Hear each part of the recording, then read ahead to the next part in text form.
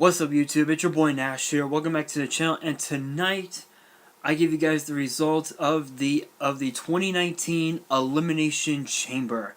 Before we get started, I just have to say we are officially on the road to WrestleMania, and what a night it has been. We are literally just less than 2 months away from WrestleMania, which, you know, as you guys are well aware, I have been trying to contact WWE, so hopefully I can be a part of it. But that's weeks away. So we are gonna kick things off with the Cruiserweight Championship, as Buddy Murphy had defended the Cruiserweight title on the line against Akira Tozawa. Now this was probably one of the toughest battles of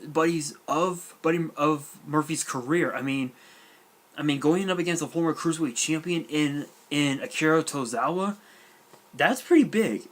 But in the end, Buddy Murphy hit Tozawa with Murphy's Law to retain the Cruiserweight Championship. Alright guys, so from there we move on to the Women's Elimination Chamber match for the WWE Women's Tag Team titles, as the teams are as follows. The team of Nia Jax and Tamina, the Riot Squad's Sarah Logan and Liv Morgan, the team of Mandy Rose and Sonya Deville, aka Fire and Desire. Try and move my camera a little bit. There we go. Sorry guys, had to move my camera a little bit. So Fire and Desire, Mandy Rose and Sonya Deville, the Iconics, Sasha Banks and Bayley, and the team of Carmella and Naomi, known as the Fabulous Glow. So it pretty much started out, in terms of elimination wise, it started out with Carmella and Naomi being eliminated from the match. Then came the Iconics, and then the Riot Squad, then Nia Jax and Tamina, and it all came down to the final two: the team of Sasha Banks and Bayley, and the team of Mandy Rose and Sonya Deville. This was like my opinion, probably one of the best, one of the top best matches that stole the show. But in the end, Sasha Banks, with a unique version of her bank statement, tapping out Sonya Deville to become the first ever women's tag team champions alongside Bayley. Honestly, I'm so proud of how much the women's evolution has evolved over the years. I even made that tweet. Give me a second. I actually sent out a tweet right after that match, which again, you guys can follow me on Twitter at @IamNash_WWE. The link will be down below. And of course, for all of you YuGiOh fans out there, you can also follow me on Twitter at YuGiOh Player 96. Link is also down below. But yeah. So on my WWE account, I actually sent out a tweet. Give me a second here. Give me a second. So here was the tweet. So I sent out a tweet literally right after that match. I said, and I quote, "So proud of how much the hashtag Women's Evolution has evolved over the years. A lifelong dream has come true.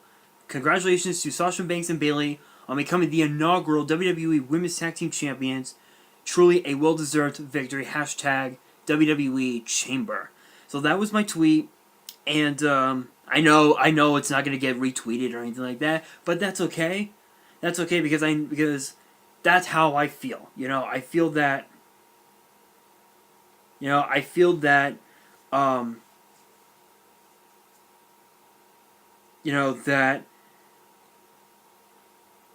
That Kofi Kingston truly deserves to be champion. I truly believe that Now that Banks and Bailey did deserve that victory. So with that, we move on to the SmackDown Tag Team titles, as The Miz and Shane McMahon, the co-besties, best tag team in the world, defended the titles against the Usos. I said it. I don't know if I said it in my prediction video last week, but I did say that this was a Cinderella story for The Miz and Shane McMahon. I know that I'm gonna be honest. I did watch the Royal Rumble, and I was very skeptical about The Miz and Shane. Being a tag team and all that. Honestly, I didn't think they would become champions, but in the end, Jimmy Uso rolled up The Miz for him and his brother Jay to become 6-time tag team champions. They actually now tie. If memory serves me correctly, they now tie the New Age Outlaws with 6 titles. So from there, we move on to a 2-on-1 handicap match for the Intercontinental title, as Lio Rush and Bobby Lashley put up the Intercontinental title against Finn Balor. I'm just gonna go ahead and say it because it happened. Finn Balor pinned Lio Rush with a coup de grace to become Intercontinental Champion. This is actually his first singles title in literally 3 years? In almost 3 years. Literally 2.5 years. 2.5 years. The Intercontinental title belongs to Finn Balor. And then after the match, Bobby Lashley just attacks Lio Rush. Just gave him a spine buster to close out that match. But congratulations. But a congrats in order to Finn Balor. Truly deserved it. And that victory was too sweet. So from there, we move on to the Raw Women's title. You know what? Screw this. I'm just going to go and say it. There was never a doubt. The match only lasted like 2 minutes. Just 2-3 minutes. Ronda Rousey makes Ruby Riott tap out to the armbar to retain the Raw Women's title. And then after that, Becky Lynch came out and attacked Charlotte Flair with her crutches.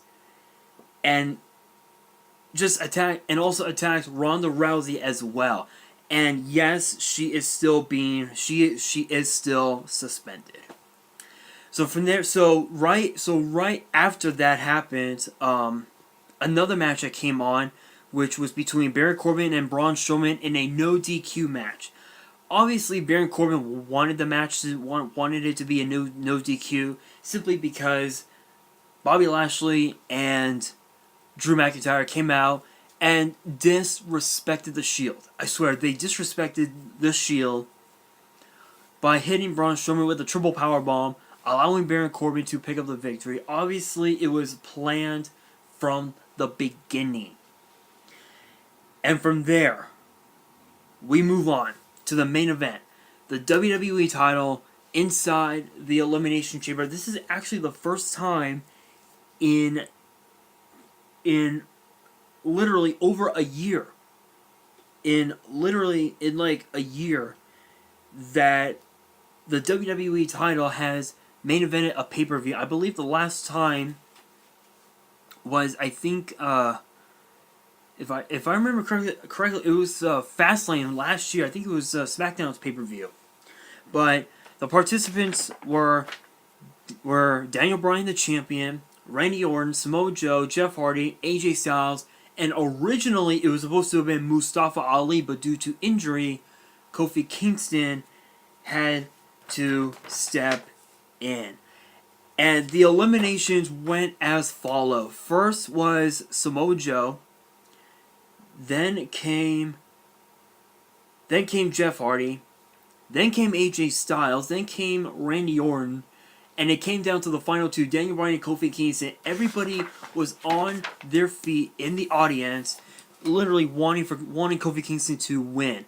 It was a back and forth battle, but in the end, Daniel Bryan hit the running knee with authority on Kofi Kingston to retain the WWE title inside the Elimination Chamber. Now, I do want to point out that Xavier Woods just moments ago sent out a tweet. I will actually read that tweet. for you guys if I can get to it. Um, let me see if I can pull up that tweet. I'm actually trying to get onto Twitter right now. Give me a second. Let's see. All right. So Xavier Woods sent out a tweet literally just a few minutes ago saying, and I quote, Tonight was not the night, but I guarantee that at True Kofi, which is Kofi Kingston's Twitter, will become champion. He deserves it more than anyone in the locker room, and we will do everything in our power to make that dream a reality. We love you, Kof." And I'm looking at some of the other tweets, and literally everybody is saying that Kofi Kingston deserves it.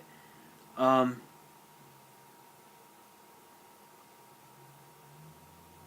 I agree.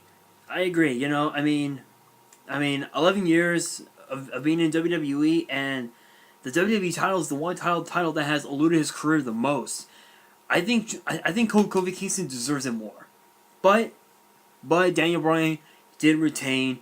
I do know that he is supposed to put the title on line at Fastlane, if I remember correctly, but we will find out within the upcoming weeks. So with that being said, that is going to do it for the Elimination Chamber results. Hope you guys enjoyed. If you did, make sure you smash that thumbs up button, and do not forget to subscribe and turn on the post notification bell so you guys don't miss out on any new content that is coming your way. And if you guys want to send fan mail, my address will be in the description below. Sending your letters, your packages, whatnot. I will open everything up on the channel. And again, Twitter, Instagram, links are down below. Follow me there. And on that, this is your boy Nash, signing out.